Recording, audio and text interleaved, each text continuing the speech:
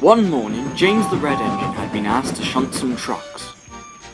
Trucks? What kind of engine does the Fat Controller think I am? A really useful one? Pah! I should be pulling coaches, not stuck here. I'm sure you'll be pulling coaches tomorrow. Now come on, James, let's get to work. And let's be quick about it. I can't stand this place any longer.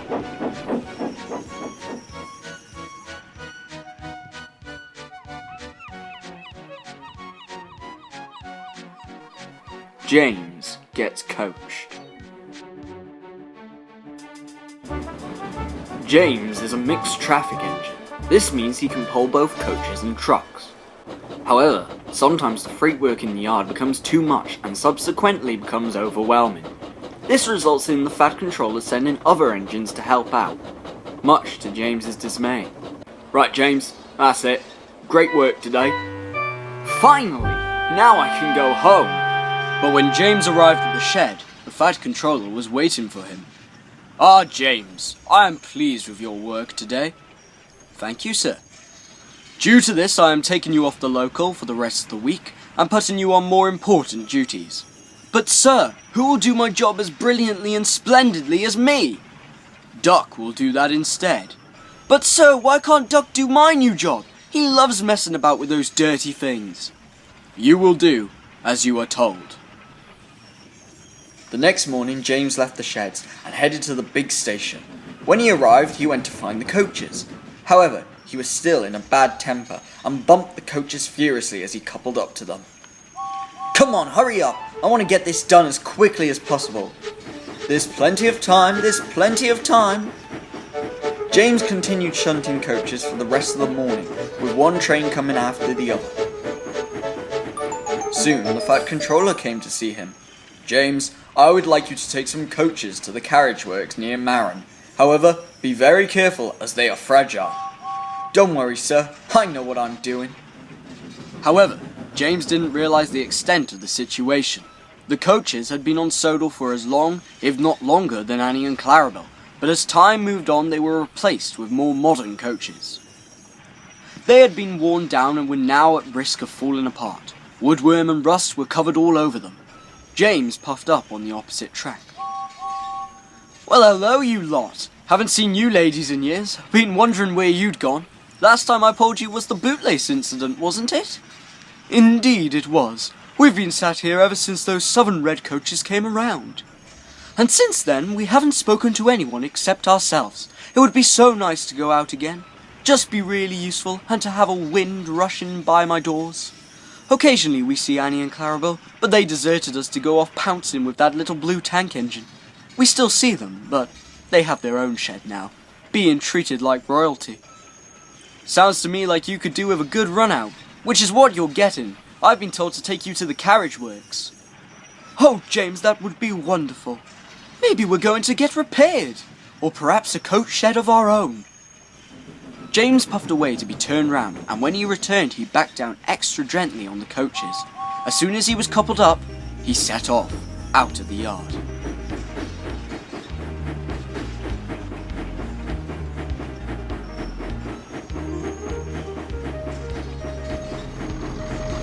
Gordon's Hill has its name for a very valid reason, and I'm sorry to say at this point there is no other way around the hill, and the carriage works were just beyond Marin. The hill could test the lightest of trains. Unfortunately for James, he had decided to charge at the hill with all he had. This, however, was a bad idea. No sooner had he hit the top, a coupling snapped. James started down the hill at his pace, but the coaches slowed to a near standstill. They rolled forward ever so slightly. They could see James already at the bottom of the hill, slowing down, when they started rolling down the hill. Well, that went without a hitch, didn't it, ladies? Wait! Oh no! Help! Quick, driver! We need to speed up! Unfortunately, he didn't get much faster when the coaches rammed into his tender, derailing him and the coaches. Tans, are you okay? We could be better. However, I doubt Sir Topham Hatt will want to repair us now. What happened? My coupling snapped as you were going up the hill. The speed probably didn't help, but I understand the hill is difficult at times. The coaches were in a terrible state, and some of their chassis had came apart from their main body. Soon, Edward came to help clear the mess. He shunted James in a nearby siding before reattaching him to his tender, whereby James could go to the steamworks to get checked over. That night at the sheds, James spoke to Edward. "How are the tan coaches? Did they make it to the carriage works?" "I've no idea, James. We were told to leave them in a siding. They were in a pretty rough shape. All we can do is hope." The next evening, James returned to the yard after taking a passenger train to the other railway. He was about to head to the sheds when Thomas rushed in. "James, there's some coaches that need shunting to the carriage shed before the end of the day." "Can't you do it, Thomas? I've had a long day and I want to sleep." "Trust me, James, you'll want to shunt these away." Then Thomas scampered off. James puffed slowly, and as he puffed further down the line, he noticed 3 beautiful coaches resting, waiting to be shunted. "Well, bless me, if it isn't the tan coaches! You look wonderful!" "Well, thank you very much, James. We were taken to the carriage works as soon as you left for the steamworks. You look amazing! They've done such a great job, and in such a short space of time too. Wait a minute. Who ordered for you to be repaired?" "The Fat Controller, of course. He realised how useful we could be." "Well, this is marvellous news. But I have one question. What are you going to be used for?"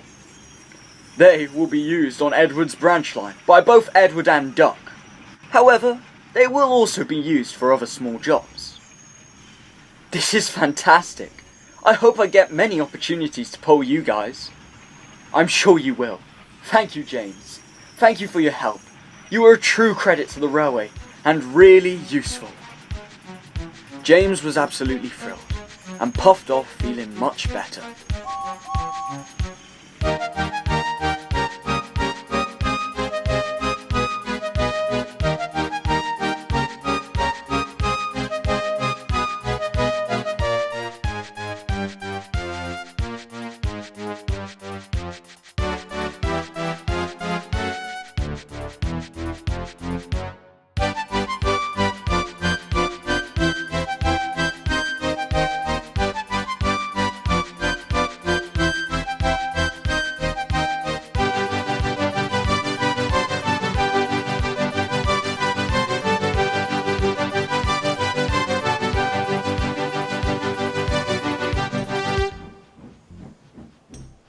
Thomas, the tender engine. Thomas the tank engine is proud of his branch line, but sometimes he has to take trains along the main line when the other engines are busy. Thomas doesn't like this very much. "I am an icon of my branch line," he grumbled to the other engines. "What good is it for me to run the line if I'm never on it anymore?" "The Fat Controller puts us where we are needed," said Henry. "Besides, I hear Daisy is enjoying the company of the passengers." Thomas fumed away without a word. Market day was approaching, and goods trains were frequently going back and forth down the line. Any engine that could pull was working. One day, Thomas was coming down the line with a goods train. James chuckled. "Look at little Thomas out on the main line doing tender engine work," he teased. Thomas was having none of it. "At least I can do my work without a clumsy tumor on my back." He continued along. Thomas arrived at Edward's station. He was exhausted, so he stopped at the water tower for a drink. Boko came down from Gordon's Hill. He was pulling a goods train too. Thomas noticed Boko was pulling a strange wagon. It was long on 2 trucks and shaped almost like a soap bar. "What's that?" Thomas asked. "It's called a brake tender," Boko explained. "It acts as an anchor to help me brake down the hill easier, and keeps the trucks in order. I won't be using it for my next train, so you're welcome to take it if you like." Thomas was abashed. "Me? Using a tender? What would the other engines think?" Boko rolled his eyes, but shrugged it off. "Suit yourself. Good luck." Thomas did need luck. The trucks didn't cooperate at all. He made a horrible noise going up Gordon's Hill. Going downhill was no better. Thomas had to work very hard to keep the trucks from pushing him downward. Thomas was worn out by the time his day was over, and the next day, Thomas had to take a slow goods down the branch line. station by station, his train grew longer and longer. He reached the junction hoping another engine would be ready to take charge of his train, but there was no other engine to be seen. "Sorry, Thomas. Looks like we're taking a trip down the main line again," his driver told him. Thomas gulped. Thomas had to pass through Edward's station again. He saw the brake tender in a siding. Thomas sniffed indignantly. But Thomas had also remembered how difficult yesterday's journey was. He didn't want to do that twice. Swallowing his pride, but also making sure no other engines were in the yard, Thomas backed up to the tender. "I'm sure Boko won't mind if I take it. I'll quickly bring it back before anyone can know." Boko told Thomas that the brake tender was meant to be used as an anchor, but Thomas didn't know it also added weight to his train. With a longer train than yesterday, Thomas was heading for trouble. Thomas took off for Gordon's Hill when he realised something was wrong. The train was getting heavier. Thomas's wheels were moving forward, but the weight of the train dragged him backwards. Thomas applied the brakes on the tender too quickly and too hard. The coupling behind the tender broke. The train launched free like a bullet, running away down the line. Rounding a curve, the trucks began coming off the track. With the crunching sound of wood splintering, the train crashed into a pile of rubble, spreading across the line. Thomas, meanwhile, was still sliding along the line with the tender's brakes on. He couldn't stop in time. Thomas and the tender slammed right into the pile of debris. They were stuck. James came in with the breakdown train. On board was the Fat Controller. "Trying to be a tender engine, Thomas," he boomed. "Tenders don't suit tank engines. Perhaps you will think next time before parading off with things that aren't yours." Thomas had to stay while a line was cleared for engines to pass. Everyone saw Thomas's predicament and laughed. "Who's this new tender engine?" they would tease. "Don't mind him," whistled James to the others. "It's only Thomas the tender engine," he teased. Thomas said nothing as he hid in a cloud of steam.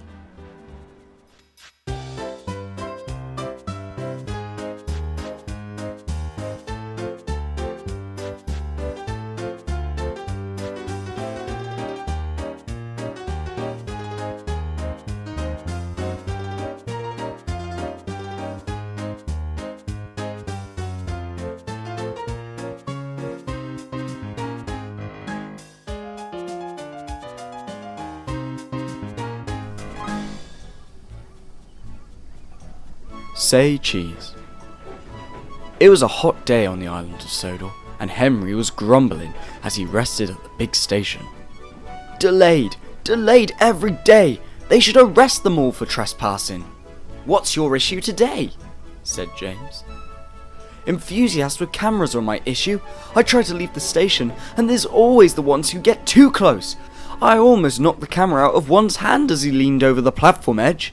He then thought he had the right to complain. Don't you like attention, Henry?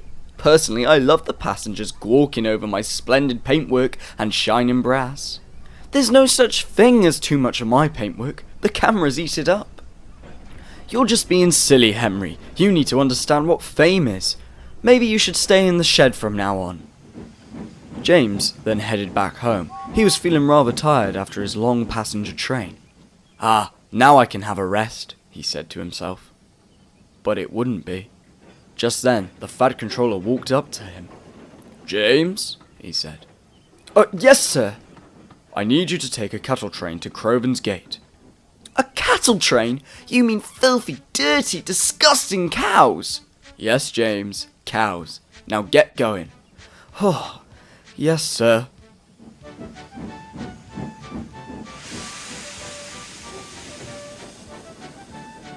James puffed to the yards where he found Percy. I believe these are for you, James. I wish they weren't. Well, they are. James backed down onto the cattle train, and the guard blew his whistle, and he was ready to go.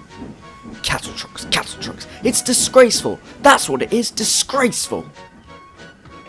James carried on down the line, puffing through the beautiful countryside. He was nearly at his destination when a signal ahead turned red. Bother! Nearly there too. As James was waiting at the signal, a man with a camera eager to snap a photograph of his favourite engine, climbed the fence and ran down to James. Just then the signal turned green, and James was about to leave when suddenly the man was on the line. "What the? Oh, could you smile for me? Say cheese." "Get off the line," said James. But the tourist wouldn't budge. James's fireman climbed down and walked back to the signal box to call the police. While they waited, the section of line was shut down. James couldn't even get his cattle to Crovan's gate. Soon, the police arrived, and the man ran. As he tried to climb the fence, he tripped and busted his camera. And it was all for nothing. Soon, the signal dropped, and he could continue.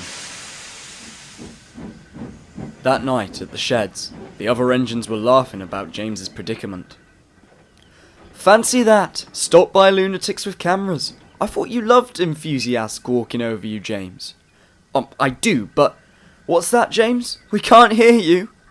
"Listen here, it's bad enough I'm on a cattle train. A cattle train! Then I get stopped at a signal. Then a buffoon with his camera tries to take a photograph without asking, and then he jumps the fence. Then he takes my photograph and asks me to smile.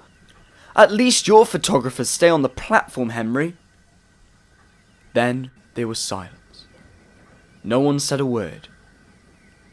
Not Henry, not Edward, not Donald, or even James.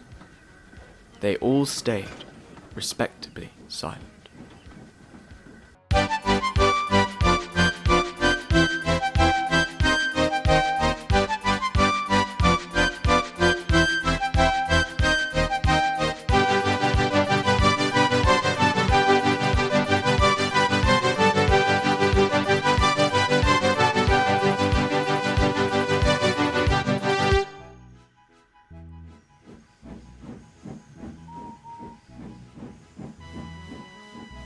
Farewell, Thomas the Tank Engine. One morning, Thomas and Percy were being steamed up at the yards when the Fat Controller arrived. "Ah, Thomas and Percy, I have a very busy day planned for both of you. Percy, I need you to work on Thomas's branch line for the day, whilst Thomas goes to the steamworks for a maintenance check." "Yes, sir." "Excellent. I shall see you later in the day." And with that, the Fat Controller left. "Why do you have to go to the steamworks, Thomas?" "Didn't I tell you, Percy? I'm going to work on the mainland." The mainland? Later that day, Percy was working on Thomas's branch line, where he saw Toby pulling the local mail train. "Oh, Toby, it's good to see you. Have you heard the news?" "What news, Percy?" "It's Thomas. He's leaving Sodor to work on the mainland." "The mainland? Are you sure?" "Yes, Toby. He told me this morning." This is awful news.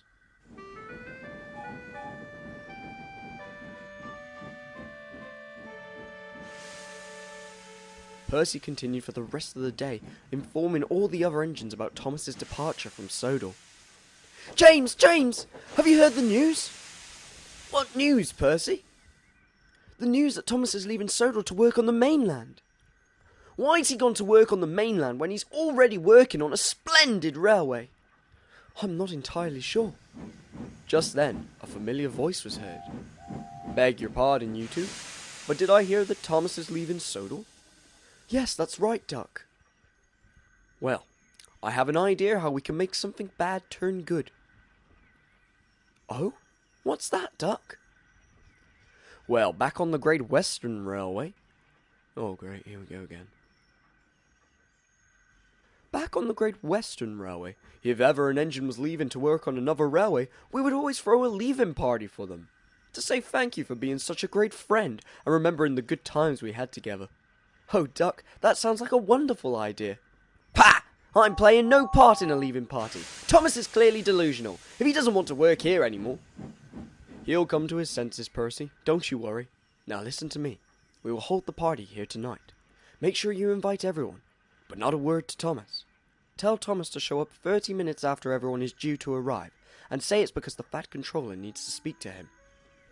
"You've got it, Duck." The plan was all set, and that evening all the engines were at the yards waiting for Thomas's arrival so they could say farewell. "This is going to be the best farewell party ever, Percy." "I know, Duck, but I wish he wasn't going." Just then, Edward spoke. "Now, Percy, Just because someone is going away doesn't mean they're gone forever. It just means it will be harder to see them and to speak to them. I'm sure we will all see Thomas in the future, and no matter what happens to him, what changes to him, he will always be our number one engine. Thank you, Edward. You're right. Just then, Thomas's whistle was heard as he puffed into the yard. Bust my buffers! Hello, everyone. What are you all doing here? We wanted to say we are all going to miss you when you go to the mainland. You're a great friend who has always been there for us, and we wish you the best in the future and beyond. Thank you very much, guys, but you do know I'm not leaving Sodal forever. What? I'm sorry, Percy. I should have told you properly why I was going to the mainland, and for how long. Otherwise this would never have happened. Just then, the Fat Controller showed up. Well, well, well, Percy. It appears you've had a party. Yes, sir. But I understand it was for good intentions. Yes, sir. Oh well, Percy. At least I've taught you to be a kind and caring engine. Yes, sir. I was only wanting to help my friend. Of course you were, Percy. And that is why you are a really useful engine, and a credit to my railway. 3 cheers to Percy and Thomas the Tank Engine. And all the engines cheered, as they celebrated the 2 engines' friendship.